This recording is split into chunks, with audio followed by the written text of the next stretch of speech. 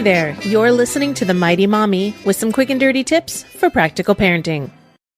I'd like to thank our guest author, Dr. Matthew B. James, for writing this week's show, The Secret to Happiness. Dr. James is president of Kona University. His new book, The Foundation of Huna, Ancient Wisdom for Modern Times, details forgiveness and meditation techniques used in Hawaii for hundreds of years. He carries on the lineage of one of the last practicing kahuna of mental health and well-being.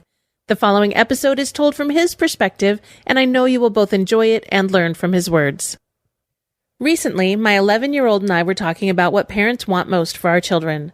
I explained to him that the big three I hear all the time in my workshops are wanting our children to be happy, wanting our kids to become successful, and wanting our children to be good people.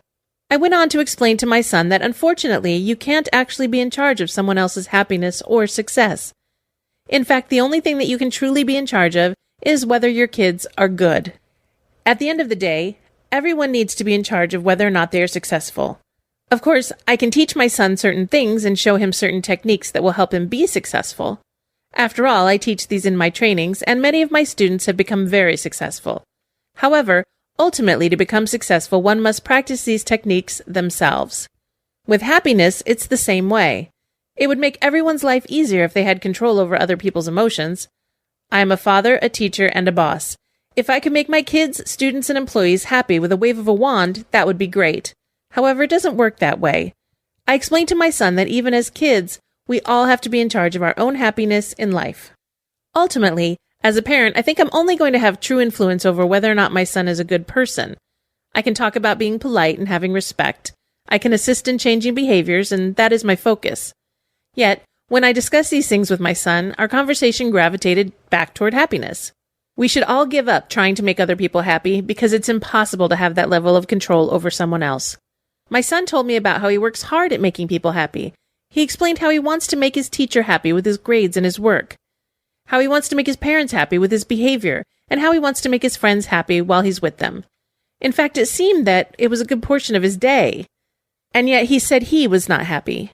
Many parents have a misconception that they have control over their kids and can make them be happy.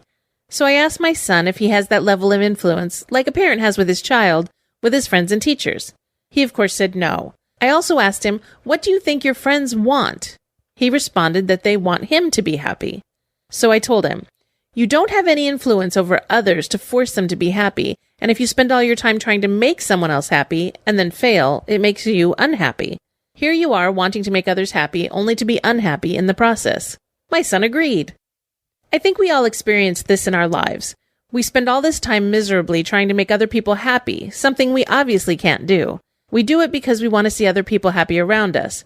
But the paradox is, the harder we try, the more miserable we get. Others pick up on these negative feelings, and the process just keeps spiraling down. Question: why not just be happy yourself and do what makes you happy? Then other people will see that you're happy and respond to your joy. If people do that with the goal of seeing others happy, then this would work. All we have to do is be happy ourselves to begin that process. So, my thinking with everything I've learned about psychology and communication skills is that we should give up trying to make other people happy because it's impossible to have that level of control over someone else. If we instead begin to focus on being happy ourselves, then I believe we will begin to see happy people all around us. Give it a try. It could start a happy epidemic. That's it for now. Thanks for listening. I'd like to thank our guest author, Dr. Matthew B. James, once more for sharing his time with us. You can find more information about Dr. James at huna.com. If you'd like to request a topic for The Mighty Mommy, you can email me directly at mommy@quickanddirtytips.com. This is your friend, The Mighty Mommy, wishing you happy and fun parenting.